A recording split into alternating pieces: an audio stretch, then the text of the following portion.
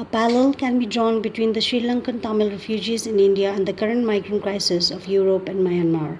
The Tamils of the island nation began entering India in 1983 in large numbers due to the civil strife that tore apart the country on the basis of language and religion. Many Tamils entered India post the devastating tsunami 2004 as well. Tamils in Sri Lanka are minority and thus have been discriminated upon since the 1980s and through major part of the 1990s and 2000s. Hence, people have either fled to India or Australia. After Rajiv Gandhi's assassination, when they were, Tamil Nadu government exercised pressure on them to go, cases were filed in Delhi. What is going to happen next year? There will be election in Tamil Nadu. So neither Jayalalitha nor Karunanidhi will say that the refugees should be persuaded to go back, because both of them want to project themselves as the saviors of the Tamils. But they don't do anything in actual practice. That's why Jayalalitha still speaks of Mahinda Rajapaksa should be hauled up for genocide and all. The Tamils in Sri Lanka are not asking for it.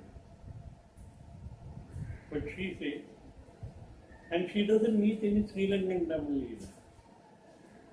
Tamil Nadu has shown support to the refugees by means of welfare measures, as the language and cultural beliefs of the residents of the state and the former is similar.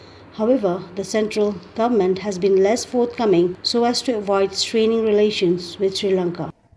Thanks to Mujkul Dubey and Narasimha Rao, we brought UNHCR. So if a refugee wants to go back,